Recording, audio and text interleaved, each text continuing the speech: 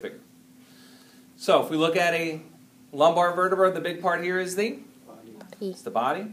We have this spot coming off the body, that's the Pedicle. pedicle. We have this spot coming back to meet in the middle, that would be the Lamina. lamina. We have this here in the back, that's the Spinous process. spinous process. We have our little wings on the side, that's the Transverse process. transverse process. We have the big hole, Vertebral vertebral foramen. foramen, and then we have our flat spots. One there, one there, one there, one there, and that would be the articulating facets. All right? When it's all the same, they're just different sizes. Yep. Oh. So once you know one of them, they're fairly easy to know. Now if we look at a cervical vertebra. Again, the main part is this. That's the body. We have the spot coming off that leads back here. That's the pedicle. We have the spot that joins back in here. That's the Lamina. lamina. We have the spot back here. That's the Spinous process. spinous process. We do have our little wings here and here. Those are the Transverse. transverse process. We have the big hole. Vertebral. That's vertebral foramina. Now we do have one thing that's different on these guys. If we look at the transverse processes, these holes are supposed to be there. These are called transverse foramen. Okay? And this is what makes a cervical vertebra different than a thoracic. So if you're looking at these two and you're not sure what's a cervical and what's a thoracic, look at the transverse processes. If it's got holes in them, meaning the foramina, then it's a cervical. Right? If there are no holes, then it's a thoracic. Okay? The other thing that you don't really, it's not really shown on this very well, but the other thing that makes a cervical vertebra different, it's shown a little bit better on here. But if you look at the spinous processes, these guys actually are bifid, meaning there are two little tips to them, whereas all the thoracics come back to one point, as do the lumbars. So a spinous process has transverse processes, or foramina, right? And it'll have what is considered a bifid spinous process, even though if I look at this one, it doesn't really look bifid. It looks like it's the transverse foramen. That's the little. That's the little hole things out here in the transverse process. This little hole right shouldn't be there. Okay, yeah. All right. One, the end. But that one should be. Transverse. Right. That's what distinguishes him from all the other vertebrae. Okay. All right, now, it would be nice if it just finished there, right? Yeah. But we have to add a little difference to it. So the first two cervical vertebrae have their own names. Okay? From, I think it's Greek mythology. Who holds up the world? Atlas does, right? So if you look at the first vertebra, it kind of looks like it's holding up the world. So his name is? Atlas. All right. The second cervical vertebra, his name is Axis. Okay? Now the good thing with him, if you watch through, in terms of naming body parts, this part right here is the vertebral body, right? The part that leads back here is the pedicle, right? The part that goes back here is the lamina. This is the spinous process. If we look to the side, we have the little wings there. That's the transverse process. If we look at the transverse process, they have Transverse. holes or foramen, so that's the transverse foramen. We have our big hole, that's the vertebral foramen. So everything's the same. He just has one extra little part. Oh, I'm sorry if I go back. We have our little flat spots, right? That's the articulating facets there as well as there. So he just happens to have one little extra part. This little guy right here. This is known as the odontoid process. He's also known as the dens. All right? And you'll see when Atlas sits on top of him, all right, it allows this to happen. What is that motion? That's us doing this. 80% of rotation comes with Atlas sitting on top of Axis like that. All right? What is the thing called? It's called the odontoid process, or also known as the dens. Can we say dens on the... Yes, either one I'll accept. That's On Axis. Now, if I look at Atlas, what are we missing on Atlas? missing body? We are. All right. There is no body on Atlas. Where's the body of Atlas? on dens. Dens. That's what the dens is. Okay.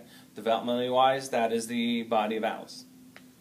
So if we go back and look at Atlas, it has our little side wings. Those are called what? Transverse. Transverse process. It has the holes. They are the Transverse foramen. transverse foramen.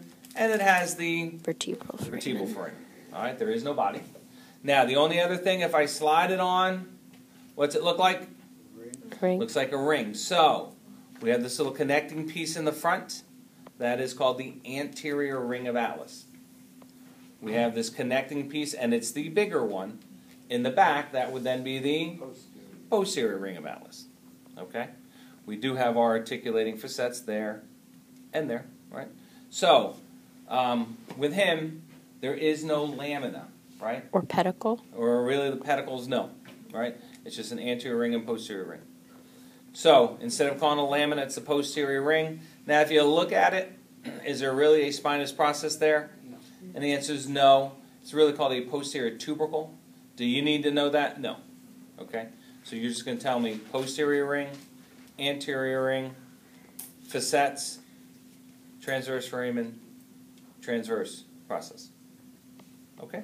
Wait, how many are there in total? In terms of things that we need to know. Is there a word bank? Yeah, it's on that word bank.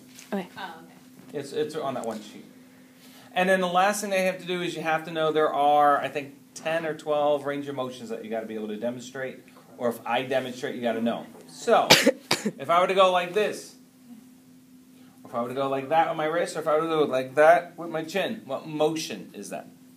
Downward. We're closing the joint, so that is called flexion. Okay? So if I bring my chin to my chest, that's flexion.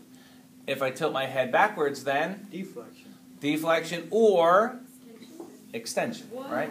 So a joint flexes and then a joint extends. Okay? So flexion is that way, extension is back.